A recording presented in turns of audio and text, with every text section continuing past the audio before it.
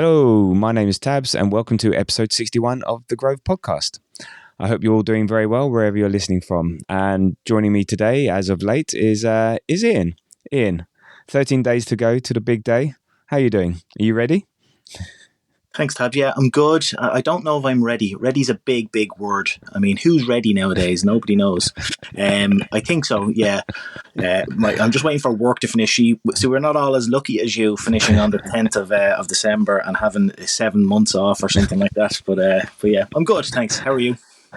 Yeah, not too bad.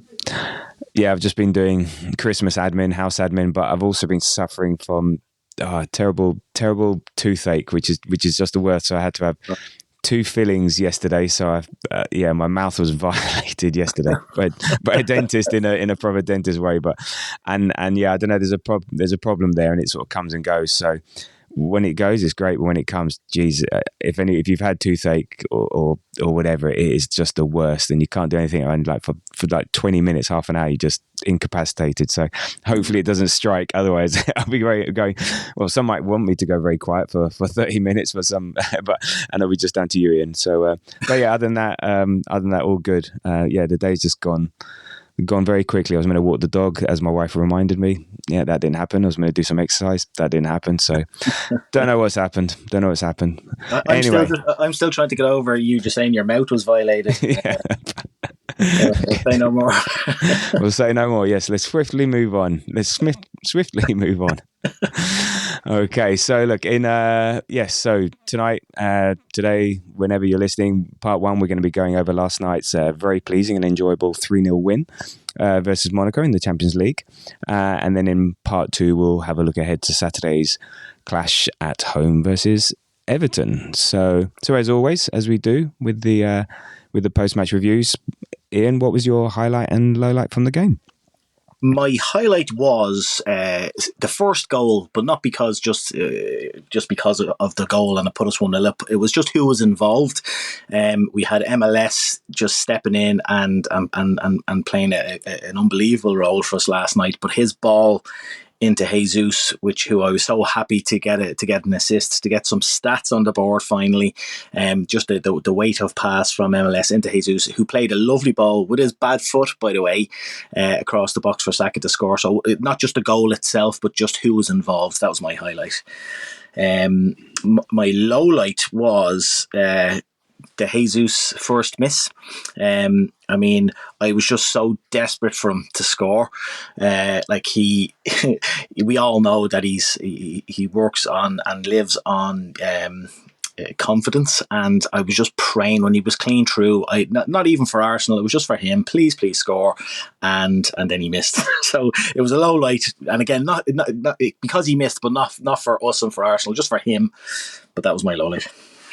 No, I agree. And it was funny when you said, with his bad foot, some might say both his feet are bad at the moment. So yeah. It's hard to know. But yeah, I'm with you on what you've said there. And you're right, wanting it for him, just his confidence to get back. And we will touch on his display and him in general a bit later. But no, some good choices. So for me, my highlight, I went for a bit of a hipster choice here. And it was just to see something different, and the way Monaco set up against our corners was like, that's interesting, and especially being in the ground, it was sort of like really obvious. So they basically put 3 men up on the halfway line, which I thought was really clever. It was sort of, well, wow, it's something different.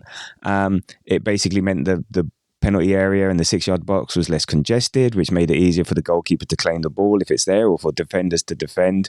It gave us less people to target. So I thought that was really, really interesting, a really, really smart way to deal with it. And then you could sort of see we didn't really know what to do. Sleep was looking over to Yova and say, what do we do? And we then tried to do a short corner. We did a normal corner. We didn't get anything from the corners. I mean, to be honest, we only had a few. I'm trying to think how many corners we actually had in the game. We had 3 corners in the game, all in the second half.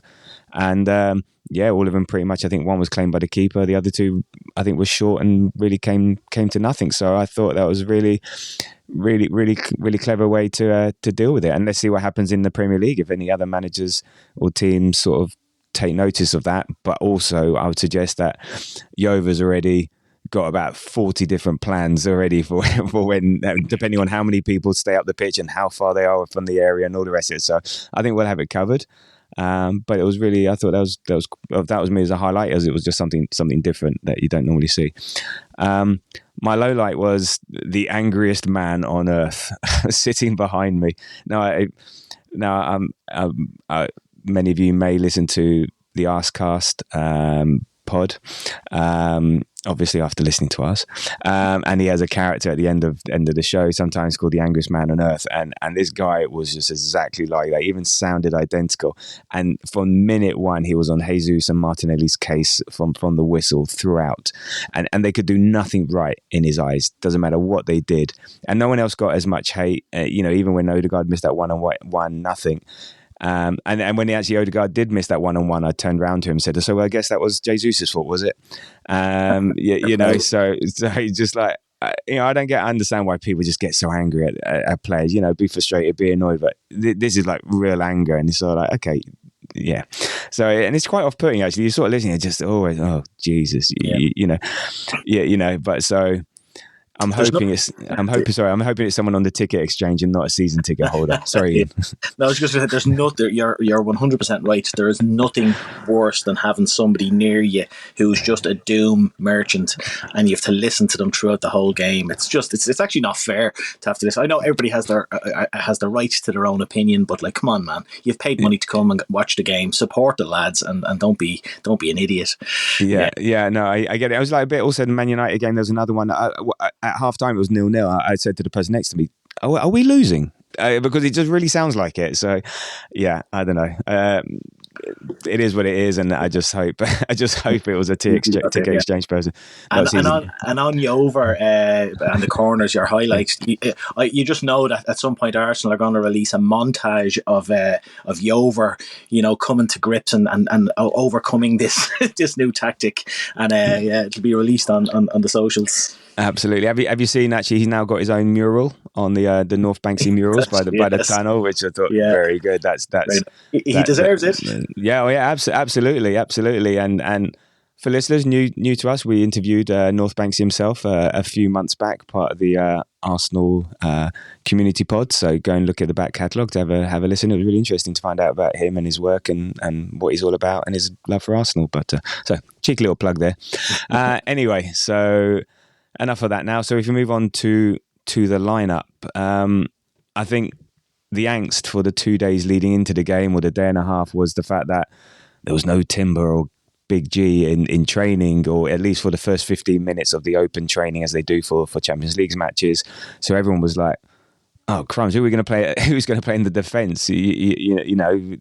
Timber out, Partey out, no Gabriel, no Calafiori, no Tomiyasu, no Ben White, no Zinchenko. It's like, wow, who's going to, is it going to be MLS? Is it going to be Tierney? Do we even bring Rice at the back? But it turns out, we took a chance on MLS, which I think it turned out to be the right choice, but still in a makeshift back four. You got Partey, Saliba, Kibio and MLS. It's not like he's coming into a fully functioning back four. So that's a really, really brave decision to make, and well, he didn't look out of place. Then we had Marino. Then we had that midfield finally, Rice, Marino, Odegaard, which looked good, and we'll talk about that. And then Saka, Jesus, Trossard. I wasn't that surprised Jesus started. I had a sneaky feeling this was a game for him. So what were your thoughts leading into the game, the lineup, and when you saw the lineup? Yeah, well, it was getting to the point where, never mind Declan Rice playing a centre half or something, we were nearly having to call Pat Rice to come back and play for us. And I'm just looking at at that back four there with Partey, Saliba, Kiwior and MLS, who all played very well, by the way. But it just reminded me of I was kind of laughing, saying at the end of the Liverpool game, that was almost the back four that finished, except it was Ben White instead of Saliba. And I remember talking to somebody and saying, like, you'll never see that back four play ever again. Now, we still didn't because it wasn't Ben White, it was Saliba. But it was scary. But in the end, there was no need to be because they all did very, very well. And we spoke about MLS potentially. Maybe he should have come in against Fulham. It's a risk that you take. It worked last night. It doesn't say it would have worked against Fulham, but maybe we need to put a bit more trust in him. Again, we got, as you say, we got to see that midfield again. They all played very, very well, and we spoke in the last pod about Jesus starting, even though he had a bit of a mare against Fulham, and he did well, I thought. No, indeed. I think there's a difference between bringing in MLS at home to playing away against Fulham in the Premier League. I just think that, and to be honest, the Fulham game was not about our defence. Our defence was fine. It was about, I guess there was a knock-on effect of having Timber and Partey, etc., etc. But the fact of Fulham was that we didn't take our chances. A bit like last night, really. But we had interest. And I think I said Trossard. I meant Martinelli started. But in terms of back four, I think that's our 10th back four combination of the season, which that goes a long way to say, you know. But it was one that kept a clean sheet. So it's ironic that actually the times when we're just not playing our proper back four. I think there's a couple of times now against. I think we were saying against Man United, clean sheet. This one, clean sheet. And I think at home, actually, in the Champions League, we're pretty good at clean sheets. I think I've got a stat here somewhere that I'll pick out later. So the starting lineup, it was what it was. I wasn't too worried. It was, again, sometimes I think when I expect us to win and I'm not really fearful of the opposition, I sometimes quite like these different lineups because I want to see something different, see what Jesus can do, see what MLS can do. I think I like it when I still think we've got enough to win, or I've got enough in reserve to win. So actually, sometimes it is like watching Carabao Cup games or FA Cup games when you just see a different formation or a different lineup. I think it's always quite interesting to see that when it's sort of what I feel like a low intensity game. So I think it was quite nice. So there we go. So look. All in all, 3-0, an excellent win, a dominant overall performance that was a bit funny at times, especially the second half. But yeah, we had overall 55% possession to 45. Our XG was 2.29 to their 0.38. We had 16 shots, 8 on target, 6 big chances. So at least we converted 50% of those big chances, but then there was 3 big missed ones, which we'll go on about.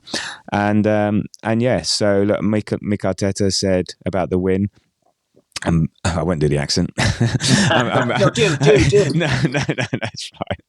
I was just about to do, and I don't even know what accent I was going to do. I was going to say generic Basque or Spaniard or whatever it is. No, he's not Basque, is he? I don't know. Anyway, I'm very happy. It's always very difficult to win in the Champions League. 3-0 and a clean sheet puts us in a really good position in the group. I'm really pleased as well to see some players that haven't played that much. He then goes on to say, we are in a good position and we need to get the job done, and there's still a lot to do. That's going to be crucial, and looking at the table and how tight it is going to be really important. If you're basically referring to goal difference. Anyway, we're in a good position. So obviously he's happy. Claim we're in a good position, and yeah, we're setting ourselves up nicely. So what were your thoughts on the game overall? Before we go into each half, and the players, what did you do? What were your feelings as in terms of the overall performance, the game, and the result? Yeah, I thought it was a very, very positive performance. Of course, there were a few missed chances that we ideally you don't want to be missing those just for future. Like, it didn't cost us this game, but you just love to see these players taking these chances. I thought we coped very well with the defensive injuries. We got to see a very I'm looking forward to the future of that midfield, so we got to have a look at that for the first time. So yeah, I was very, very pleased, and like you said earlier on that you were never that nervous, and I was the same. You could tell from moment one that we were kind of on it.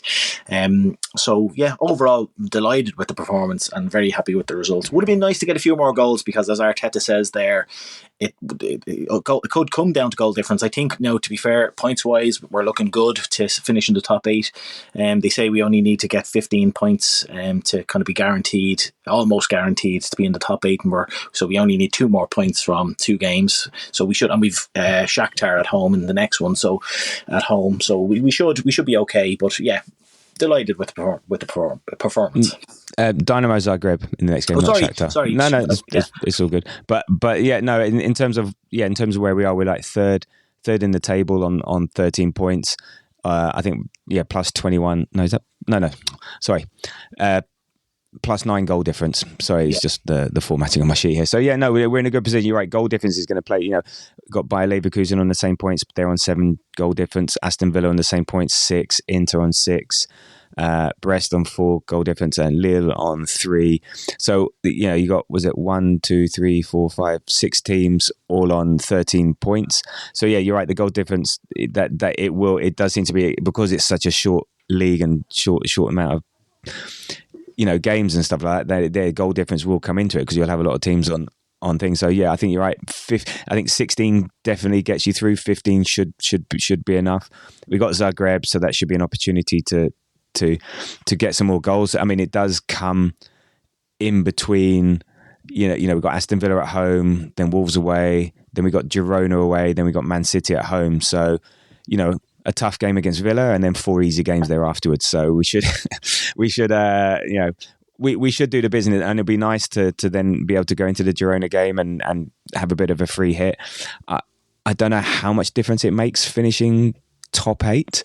There is some sort of seeding, but it's not like one plays 16 and 2 plays 15 and whatever. They're doing some groupings, like 1 and 2 plays the bottom 2 teams, and then 3 and 4. So it's not so basically, I think, look, you just get your points, get through, finish top 8, and let the rest fall where it does. But knowing our luck, with the way the season's panning out in terms of who we're playing, we're gonna be drawn against Barcelona, then Bayern Munich, and then Real Madrid. And before we get Liverpool in the final, and so you just like, you just know it's happening. So why worry about it? And but, I know the top 8 do get to play the second leg at home in the last 16. I know that for sure. Well, yeah. Well, that's good. At least that's something. And it's interesting to look at the league. But so you got Liverpool, Barcelona, Arsenal, Leverkusen, Villa, Inter, Brest, Lille, all occupying the top 8. So you got Lille and Brest there, and even Leverkusen. No, Leverkusen having an iffy season in the Bundesliga, but so there's some big teams on the outside. You got Dortmund, Bayern Munich, Atletico Madrid, and then you look down to sort of Real Madrid in 20th, Man City in 22nd, I know it's hilarious. Paris Saint-Germain in 25th. I mean, what's the great thing is that Man City are they're on, was it 8 points? It's pretty much. They're not going to make top 8, so they're going to have 2 games extra in February, which is great to see. Real Madrid is always team in crisis until they get to the final and win. So it's like, which is always what Real Madrid does. But no, I think we're sitting well in the Champions League. So that's we're doing the job that we needed to do. So, I mean, in terms of the game yesterday, and I was saying about clean sheets, I mean, we haven't let in a goal at home in the Champions League in the last 6 home games, and if you extend that out to the last 8 home games, that's we've actually only let in we've kept a clean sheet in 7 of the last 8 at home in the Champions League. So we do have a very good home record, which is, if you have that, you've got a very good chance of winning the Champions League. Also, and sorry, before I give it back to you, I was just going to say, everyone was frustrated with Fulham, but I know. Do you still feel like, given the last 7 games, and I've said we've won 5, drawn 2, scored 20, and 5 against? Do you think it's how does that make you feel? Do you think I'm like just trying to clutch a statistic to make it sound good? But no, but the Fulham game was still bad, or do you think, look, in the context of things, in the bigger picture, if you look at our 10 games and look where we've gone over the last 7 games, actually is very positive given the injuries, etc. So how does that? How are you feeling about that, including last night's game? It kind of highlights to me that the Fulham game was kind of a bit of an outlier, in that we've been playing really, really well. We've been scoring tons of goals. And in that particular game, as you said earlier on, we still created plenty of chances. We just couldn't put them away, and the game didn't fall our way. The problem is, from an Arsenal perspective, I'm not. It was a shame that we didn't beat Fulham, obviously, but I didn't all of a sudden say, we're terrible now, we're a terrible side. The problem is that Liverpool, aside from Newcastle, refused to drop any points. So it just feels as though every little point that we drop is detrimental to our league title hopes, and that's the only difference. When you look at that clutch of fixtures that I would like, and the running wind that we've been on, it's all very positive. It should be very positive. We're within touching distance in the Premier League, and we're sitting third in the Champions League group. So I mean, yeah, could it be a little bit better? Yeah, maybe, but we're not Man City at the moment. It feels weird to say that, but yeah, we're not Man City. Well, yeah. You're not a Man United fan, and I'm not going to say not being a Man City fan because they've had enough success in the past, so they're getting a free hit this year. But at least you're not Man United. At least you're not Tottenham. So there's always small mercies. And look, I said we're unbeaten in the last 14 home games in all competitions. Which is the best run under Mikel Arteta. So there's a lot of positive underlying. As you said, it's just in context of the season where Liverpool, everything seems, it's just very frustrating. But imagine how good we will be or can be with a bit of luck and a fully fit squad. So I think sort of, I said you're right. Fulham was the outlier. Last night's game was sort of like showing what's possible, even though there were some errors. And I think in terms of what's possible, everyone recently it's all about the right side, it's all about the right side, and it's all about set pieces, all about corners. Well, actually, the great thing about having Merino come in, our left-hand side, and even Miles Lewis-Skelly coming in, our left-hand side looked so much better. When you got left footers playing on the left, look what happens. Yeah. So Skelly and Merino really helped, and they're working well with Martinelli, especially. Merino would go outside, Martinelli would go inside, and vice versa. And it showed up in terms of the numbers. Martinelli and Trossard, between them, had 63 touches versus Saka's 48. And if you look at heat maps and all the rest of it, it was a lot more distributed. Odegaard was going left and right. He was again, wasn't so right side. So I think having Merino in there, not just his quality and his ability to defend and attack, just it gives us something different. So I thought that was really good to see. And actually, was Monaco a decent team? They beat Barcelona. They're doing well in Ligue 1, Ligue 1. They're doing well in the Champions League. Okay, dropped down a bit now. So it wasn't an easy game on paper. It turned out the way we played turned it into a much easier game. And actually, had we taken our chances, it would have been a much easier game, a much easier game to handle. So again, it was that lack of finishing. So I think we all agree that we are missing that one thing. What that is, we don't know. What's available, we don't know. But we seem to be missing something there. But also, it's good that we have options on the bench that can come in and close out a game. So I think there's a lot of good to take out of yesterday's game and a lot of learnings. We know where the deficiencies are. Let's see how we can sort of make up for it. So yep. So if we look at the first half, we created a huge amount of chances. Jesus in the 4th minute, okay, straight at the keeper. In the 6th minute, Merino had a shot come cross again, and Jesus couldn't get there. Then there was a bit of threat from Monaco. I think Golovin had a shot, but then Odegaard curled wide in the 20th. Odegaard curled wide in the 24th. And then we had Jesus's first miss, and when the man got bright red behind me, I could feel the heat behind me burning on my neck. It was actually really cold, so I was actually quite pleased with it. So take me through when you saw that, in the 26th minute, Jesus going through 1-on-1. Well, firstly, the best player in the Premier League's ball to Jesus, Mr. Jakub Kiwior. That ball was sensational. He had a similar ball for Trossard in a recent game as well. But the ball over was just perfect. Although the one thing that stood out for me was that the ball, and anybody who's played football can sympathise with this, the ball was perfect, but it didn't bounce into Jesus's stride. So he had to take that touch onto his chest, and the ball just kind of went straight down. And so he only had a short, the ball was so close to him then, he only had a short backlift to try and shoot. If that ball had bounced even off his chest a bit more, or just naturally from Kiwior, just a bit more in front of him, I think he would have buried that. He just was, when you have less of a backlift to be able to slot the ball, you become less accurate. You kind of snatch at it a bit more, I think. And so in a way, he was a little bit unlucky. Don't get me wrong, he probably should have still put it away and kind of managed it better. But it's a smidge bit of bad luck, I think. And again, like I said earlier on, I was just praying. I was on my knees going, please, Jesus, please, for you, put this in and just lift then your spirits for the rest of the season. But it wasn't to be. No, it does smack of a man who's only scored 1 goal in 31 games. So, if you're confident, you're on form, it doesn't matter where it bounces, you're putting your foot through that and scoring. And I think there's an element of a good save as well. So, I'm not saying it's a bad miss, but he should have scored. But then also the goalkeeper made it difficult. Yeah, but a confident, fully on form player scores that. And look, I didn't even get out of my seat in anticipation. I was not expecting anything, and then he had another chance. I think I had a chance on the 28th minute. Lovely play by Nelly and to win the ball back and play him through. This time he had defenders to contend with, and this was again a good save, a good double save actually, because he made the first save and then sprang up to get the rebound. So again, unfortunate. Maybe an informed striker puts it away. Yeah.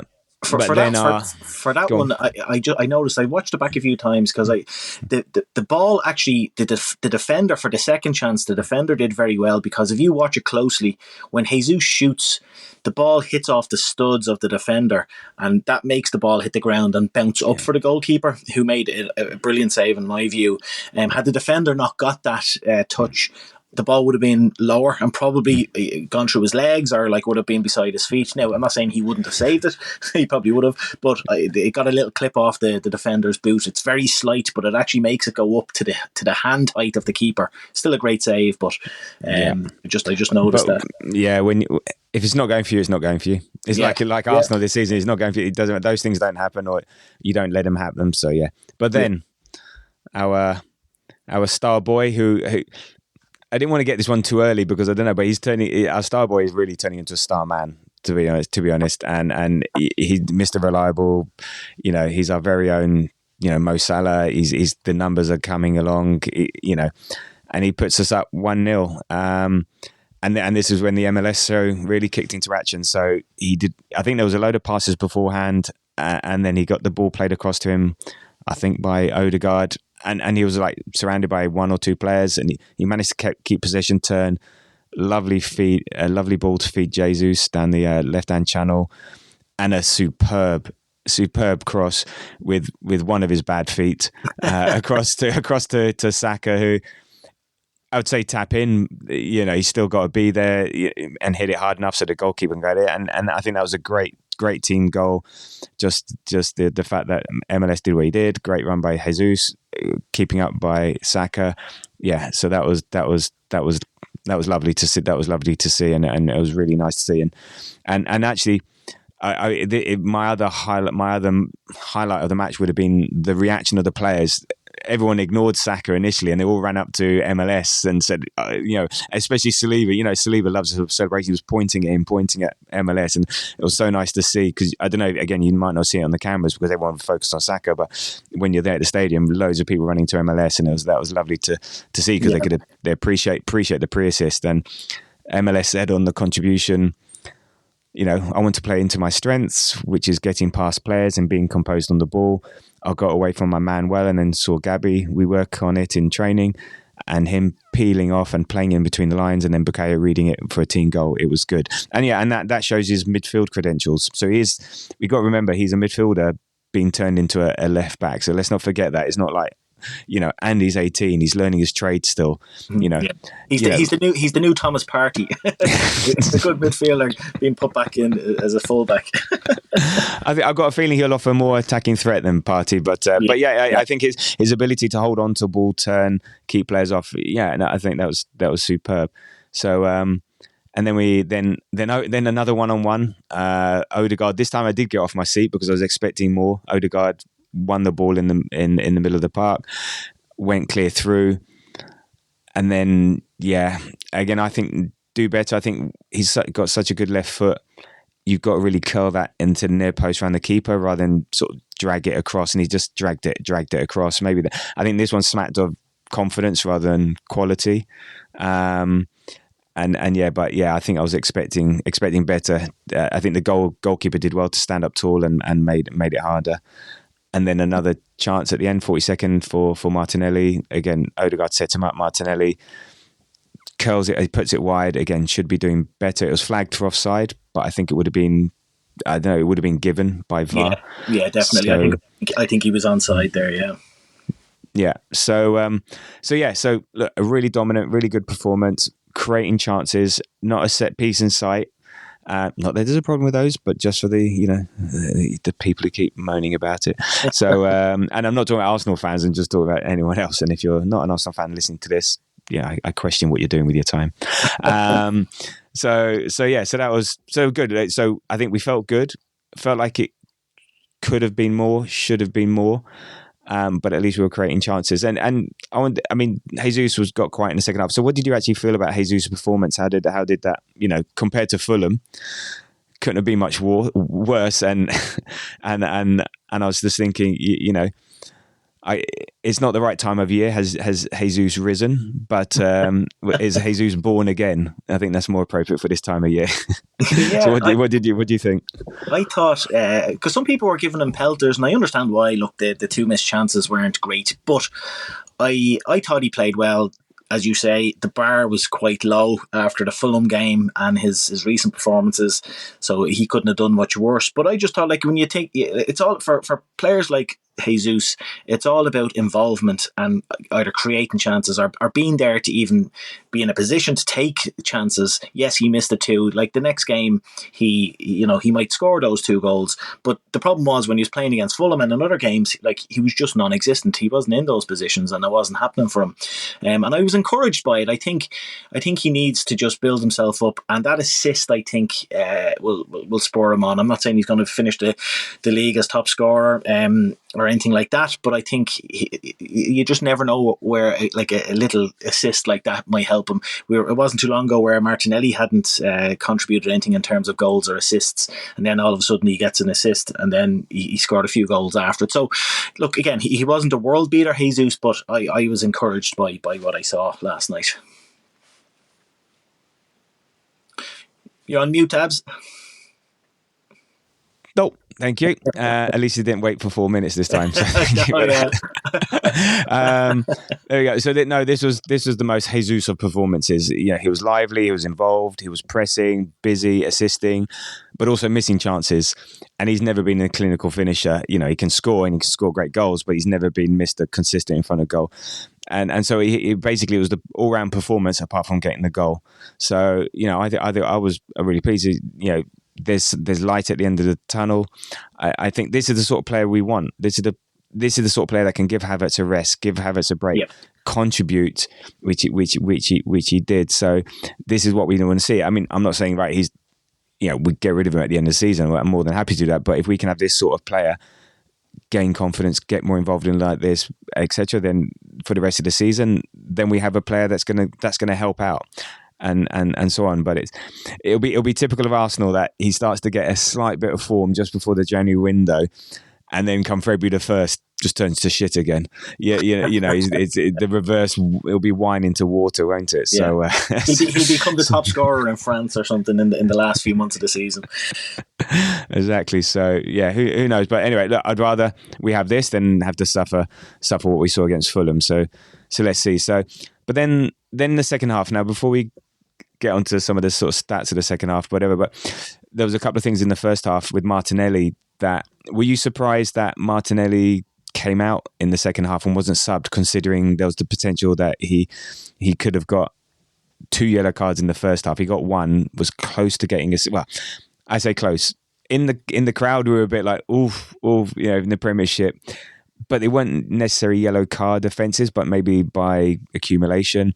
I think the TV were maybe trying to milk it a bit. I know, were you surprised? Well, again, is there something up with Nelly? Is he being a bit petulant at the moment? What's happened? Also, were you surprised to see him come out for the second half? I was a bit surprised to see him come out. I thought Arteta, like, he doesn't suffer fools gladly now when it comes to yellow cards. Who was it recently? Jorginho didn't make it out for the second half of a recent game, wasn't it? I thought he would have done something very similar to Martinelli. Now, the way I look at it is, like, number one, fair play to the referee. You're right, 100%. If that's a Premier League referee, they can't wait to get the card out and send them off. Why he's doing it, I think he's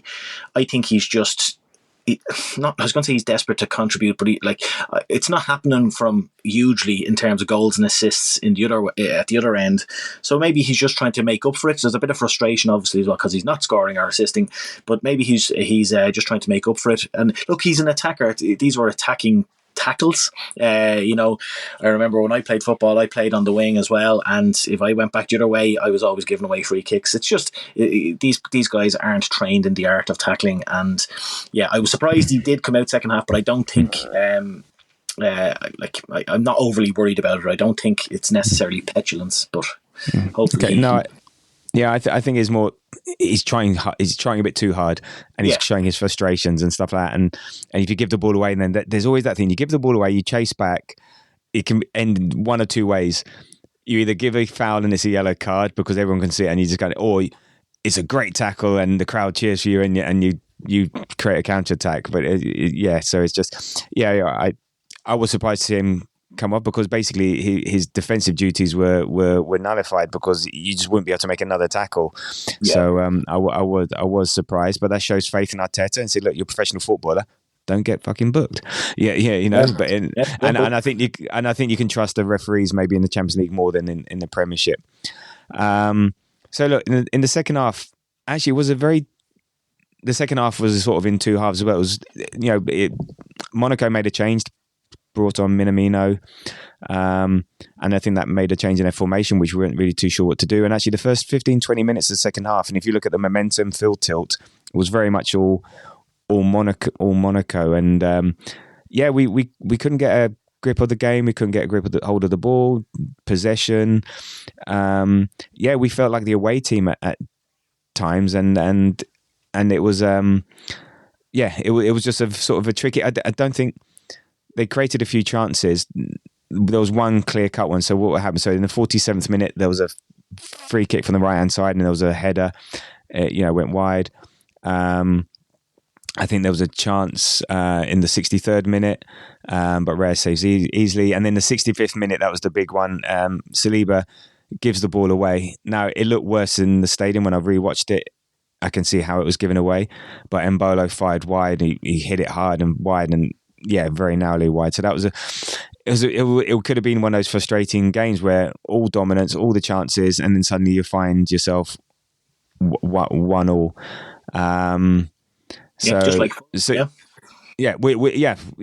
Were you concerned? I mean, because again, in the stadium, how was it watching on TV? Because I know the emotions taken out of it, and I know the result. But when I was watching the replay and the highlights, even the chances were okay. They're fine. Yeah, there wasn't anything massive there. But how was it? How were you feeling? Like, for the first 20 minutes of that second half? Yeah, I never felt like really threatened. They were much better. They had an excellent kind of 20 minutes at the start of the second half, but they didn't really do a huge amount in terms of create really good chances. If you were to grade the chances, they were low grade, and I was just, it was more frustration that we hadn't, we should have been 3-4-0 up at half time, and it was more, God, could they nick one here? But I never get, you just know when you're under the cosh and the other team are creating really good chances and the goalkeeper's making crazy saves. It wasn't like that at all, and so I was kind of relaxed, and I was just waiting for us to kind of take back over again, which I had a feeling we would, and we look all the changes that we made kind of turned the game back in our favour then. So I wasn't overly concerned on TV watching it. It didn't look that bad in terms of their dominance. Like it was sterile. Okay, yeah, okay. Just know I'm on 10% battery on my iPad, so let's hope we can keep going. Right, anyway, so quickly on. Right, so Saka, then we made a bunch of substitutions. Timber for MLS, Jorginho for Declan Rice. I think we're managing his minutes. Trossard for Martinelli, so he doesn't get sent off.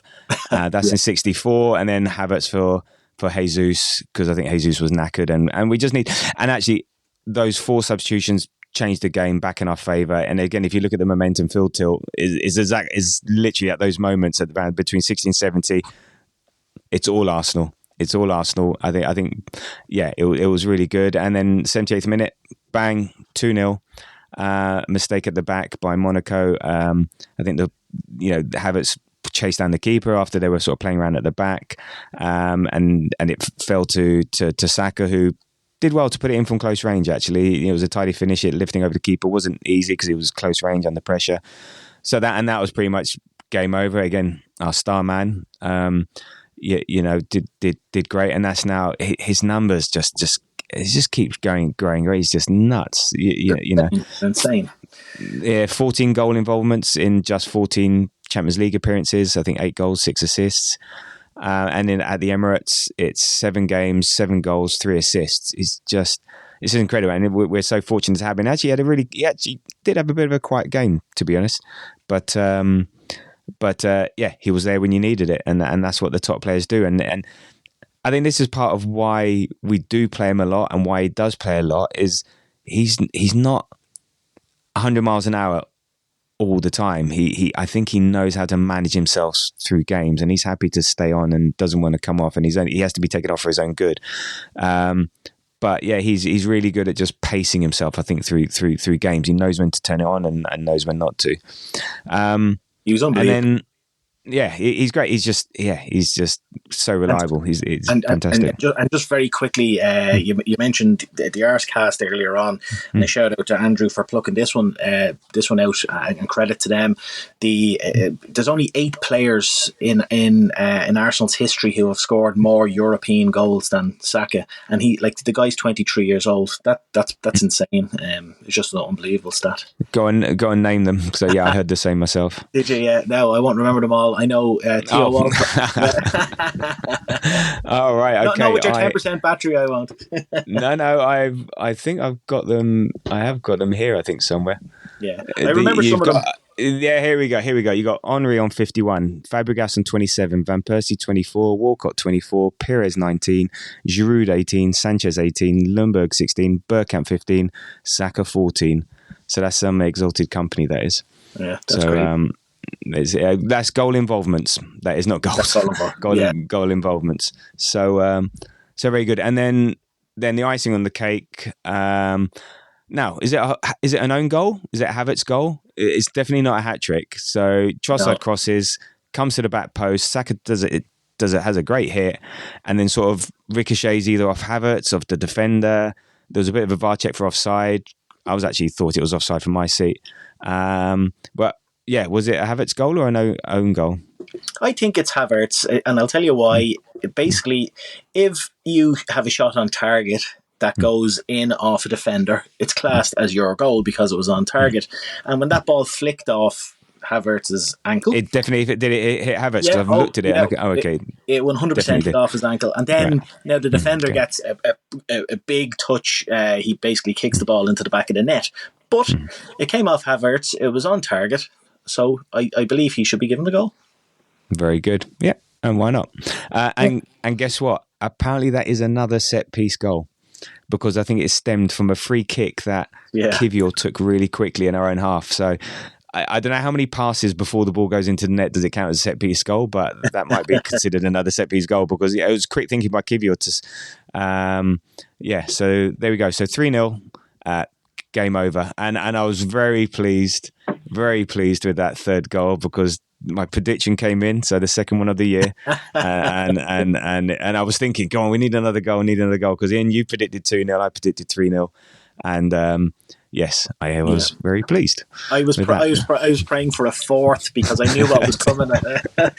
Like within 15 seconds of the game finishing, Tabs texted me saying, yes, that third goal, get in there. Absolutely, why not? We have to put money on this in future. There we go. Right. Okay, so as we do, we're going to go through our player ratings. So Ian, when you start, Raya. I gave Raya a 7. He was solid enough. He didn't have a huge amount to do. There was a couple of passes that went AWOL. He kicked one straight out of play, I think, and one went to one of their players. But he was solid enough, so I gave him a 7. Very good, very good. Same again, 7 for me. All right, next up. MLS, I gave him, I think, an 8, because for an 18-year-old to come in, who's, as we said, he's an attacking midfielder, he's been remodeled to a left back, to come in, that's your debut in the Champions League, and that's so pleasing for him and for the club. So that it's again, like with Wineri, we need to manage this. Let's not get too excited. It's one game. It's going to have ups and downs. It's going to be linear, but isn't it great that we got someone like him and Wineri in the club? So, and I think there was two things. He didn't look out of place, and the number one thing, and we mentioned it before, the players trust him because the way they were passing to him, where they were passing to him, how they were passing it to him, game recognizes game, and they trust him. And I think there was the stat, he completed 96% of his passes, 45 out of 47. So that's fantastic. So, and I think that's the best passing accuracy by an Arsenal teenager in the UEFA Champions League since Johan Duru versus Hamburg in 2006, the year he was born, which makes everyone feel ridiculously old. And there was a lovely interview with the two of them, with Saka and Lewis Skelly at the end, and Saka was like being Papa Saka, at the age of 23, or Uncle Saka, whatever older relative you want to call it. So look, everyone is eulogizing, but I think we also have to keep our feet on the ground. But I think we've got a player, so that's great. So I gave him an 8. What did you give him in? I gave him an 8 as well, and just on that, and exactly everything you said, I've nothing further to add. He was excellent, but I was at that interview that him and Saka did. I was driving around today, and this thought struck me that the two of those added together, their ages is still far younger than me and you. The two of them put together are we can add a Wineri into that, and we might just make my age, I think. Yeah, so there we go. Crazy, yeah. It's fine. The future is for the young. All right, okay. Next up, Saliba. What do you give Saliba? I gave Saliba a 7.5. He was his usual kind of imperious self. He was very, very solid. He had one sloppy giveaway that created Monaco's chance, but other than that, he was good. Okay, right, yeah, 7.5 for me. Next up, your man of the match, your player of the season, the best player in the world, Kiwior. So I gave him Kiwior. I gave him 7.5. Great pass for the Jesus 1-on-1. I think very good overall. He's growing in confidence. He took the free kick quickly. The team are trusting him more, and I think he won more tackles than any other player in the evening. So it's great that we've now got that player. So if Gabriel's out, the more he plays, we feel more confident with him. So what did you give him? I gave Ballon d'Ivoire 7.5. Oh, very good. God. If you hear that noise, that's me banging my head against the microphone. Yeah, he was very good. Yeah, I'm loving those balls over the top. I gave him a 7.5 as well. Okay, right. Okay, so Partey. I gave him. So what'd you give Partey? I gave Partey a 7. I think he does such a solid job at right back. He we're so lucky that he's able to slot in there, because if we don't have him, what do we do with no Ben White? Then you are moving Timber over there. You're probably overplaying him. But yeah, I gave him a 7. Maybe a little bit harsh, but I gave him a 7. Yeah, no, very good. I gave him 7.5. Again, playing out of position. A few risky throws and passes, but a bit more risk and reward. But offensively, he was much better than versus Fulham. He was driving forward more. He was definitely getting higher up, supporting Saka and Odegaard. I liked his performance, 7.5. So next up, Rice, I gave an 8. I thought he was very good, especially first half at the base of the midfield, always offering an option, covers a lot of ground. Very good. I liked his performance. So it was just, I think just all round very good. 8. Yep. What about you? I gave Declan Rice a 7.5. Could easily have been an 8. I gave him a 7.5. He was just very solid again. I love him at the 6th position. It's his position. I know he's done a bit of a job in the 8, but he ran his socks off, and he just gives us that kind of safety net. And yeah, I love him. 7.5. Very good. Right, Marino. Would you give Marino? I gave Marino an 8. I thought he played very, very well, and I kind of gave him an 8 because more hopefully a nod to the future. He linked up really, really well with Martinelli, and I think Martinelli has missed having somebody like that. As good as Declan Rice is, having somebody like a defensive minded player playing in that 8, I think it has made it a bit hard for Martinelli of late. And I just really, really liked what I saw from Marino. No, I agree. I think he helped make the left-hand side tick. Inside, outside, overlapping, underlapping, good offensively, defensively. And I think you're right. He's still got a lot more to offer. He's still learning more. It's the first time we've seen that midfield. So really good, 7.5. Right, next up, Odegaard. I gave a 7. Should have done better with his one-on-one. Some decent patches of play. Again, driving the team forward and driving the press. For me, it was just a good Odegaard game rather than outstanding or anything over and above what he offers. So yeah, for me, a 7. Yeah, I gave exactly the same, and for the same reasons. Should have buried his chance, but yeah, 7. Okay, right. Saka. What'd you give Saka? I gave him a 6. No, sure. I gave Saka an 8.5. He got 2 goals. We're giving him that assist. We don't care what UEFA or anybody else says. And look, we were saying he didn't have his best game in terms of being on it for the whole game, but that's the sign of an unbelievable player. We spoke about Salah. Oftentimes Salah disappears in games, but still, ends up scoring the winners. He'll score 2 goals out of nowhere, and Saka is just building and building and building. He's sensational even when he's not. So I gave him an 8.5. Yeah, likewise. Yeah, he gets the job done. Okay, next up, Martinelli. I gave a 7.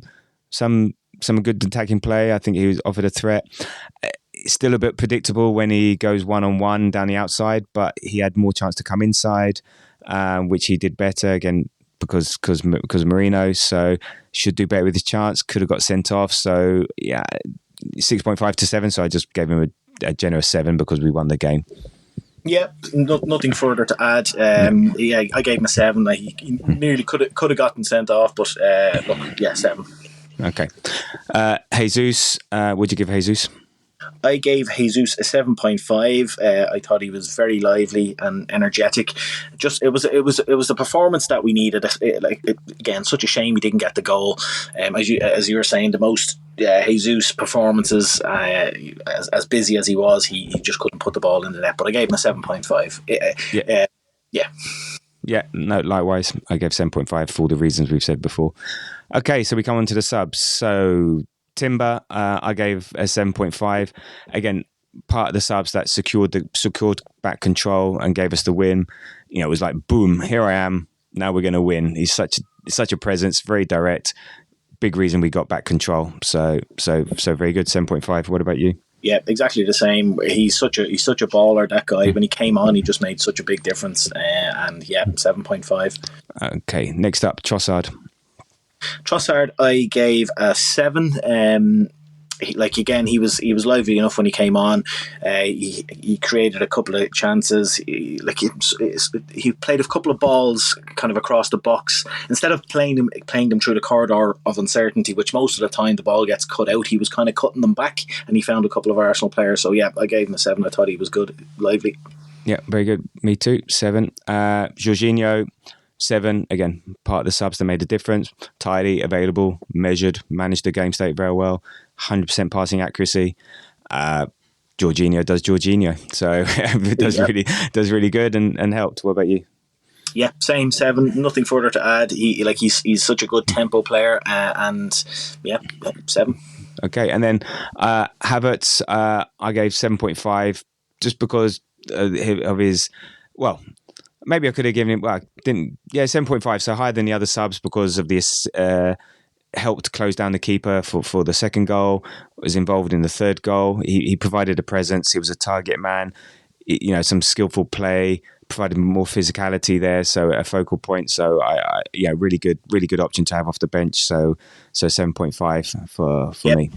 I gave him a 7.5 too, and a 7.5 for a sub is a really good score. Him and Timber made a big difference, so they deserve that. Yeah, and then when Eri came on, and there was I gave 6.5 just because he wasn't really on long enough. But again, he does what he does. He looks lively, gets involved, had a shot. Had we been winning easy, he would have been on sooner. So yeah, 6.5. Yeah, I gave him a 7 purely for that shot because I've mentioned before on the pod, I just love how direct he is. He gets the ball and he just makes a beeline for the goal, and I love that. 7. Very good. Okay, so we get to our player of the match and plonker of the match. So who's your player of the match? Well, it has to be Saka. Just has to be. He's star boy. even when he's not 100%, he pulls out the goods. He had 2 goals. We're going to give him the assist. And I one of the reasons why I picked Saka is to pave the way for you for a little somebody for man of the match. Yeah, so I went from Miles Lewis-Skelly just because of the way an 18-year-old can come into a game against a difficult opposition. I think Monaco were not to be underestimated, into a makeshift back four, not look out of place, was trusted and got a great pre-assist. Yeah, for me it has to be MLS. I understand the Saka, he gets the goals, he wins us the game, but MLS was my man of the match. And who was your plonker of the match? My plonker of the match was Mbolo in the first half for faking an injury. And we passed the ball around for ages, and then eventually we kick it out. And there's nothing more frustrating because that within 4 seconds of the ball being kicked out, the player's going to get up. Like the referee went over and lifted him up. I think it was the referee anyway. And then he did the fake little limp, and he was fine. So he was my plonker of the match. That wrecks my head. Yeah, it was very close to being my one as well. But I'm going for me as the plonker of the match. Don't know why. And the reason why it was a bit embarrassing. I know I was a bit distracted. I'm still getting used to my season ticket seat, and I'm in. And row 8 and row 7 look very similar.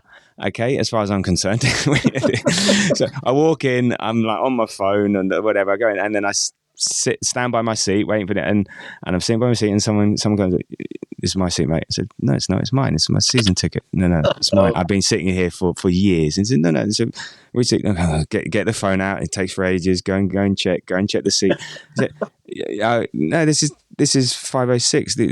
Row 8. You're in the row in front." He goes, "No, mate. You're on the row behind." Oh God! Oh, no. It was like, and I was going by. All these people were turning up, saying, "Oh wow." The people next to me have exchanged their seats. Oh, the person next to me, they've exchanged their seats. And no, it's actually, hang on, I recognise the people. Oh, you're always sitting in front of me. I was like, oh, God. No. So it was a bit embarrassing. Right, I'm on 1%. So, great result, great win. We're doing well in the Champions League. We're going to qualify for the top 8. We're going to win it. So job done. We're going to go into part 2, talk about Everton, but we're going to have a bit of a break while I recharge my batteries, and we'll be back soon. So part 2 in a moment, which if you're listening will be literally instant. Okay, ciao. Okay, and we're back. I've got 6%, so that should be enough just to talk about how good Everton are. Okay, so in part 2, Everton home. Ian, what are you looking forward to, not looking forward to as far as the game's concerned? I'm really looking forward to us hopefully hammering Everton again. Every time we play Everton at home, well, not every time, but most of the time we give them a good hiding. Obviously, we had the heartache last season where we kind of only barely beat them 2-1, but we were all very much concentrating on what was happening up at Man City. But yeah, I'm looking forward to putting them to the sword. And what I'm not looking forward to is I'm going over to the game with my wife. She's going to her first ever Arsenal game. I am looking forward to that, but what I'm not looking forward to is her potentially getting hooked and loving the Arsenal games and costing me a fortune bringing her back every other week. You recovered quickly on that one because I wasn't too sure where you're going. I'm not looking forward to my wife coming. She's going to know what I go up to. This is not good. Well, very good. What I'm looking forward to, is goals. As I said, normally bang a few in. It's also going to be odd watching them with a coat on because normally it's the last game of the season, it's a sunny day and all the rest of it. But actually, what I'm looking forward to it'd be nice to catch up with you, have a drink face to face. You're in Ireland, I'm here just outside London. Meet your wife and just have a good drink before the game. And look, if you want me to do anything to put her off coming again, just let me know. Yeah, I will. In terms of what I'm not looking forward to is who's injured this week or this weekend. So that's it's all going to be like that, and that sort of we don't know, and that leads to the potential lineup. Who's going to be fit at the back. Would you be confident to start MLS in this game if we had to? Yeah, I think so. He needs to build up his confidence a bit more, and playing Monaco at home. I was going to say is one thing, but I know the Premier League has a step up. But are Everton any better than Monaco? Maybe not. So I'd be happy if he started them. Yeah, I think it'd be a good move. They could be more physical. That's the only thing. I mean, we're being very Route One on this, and a bit like Everton, really. So they could be a bit more industrial. So how would cope with that? I think he's got good strength. It could be like a men versus boys scenario again. Am I being stereotypical here? Am I being typical of Everton? Don't know, but that's not the sort of team Monaco were. Whereas Everton under Sean Dyche and the imitation of his manager, then it may be. Havertz, I reckon, will start up front for sure. Trossard or Nelly, it can take either one. I think Trossard will start, actually, just given the way Nelly's been last couple of games.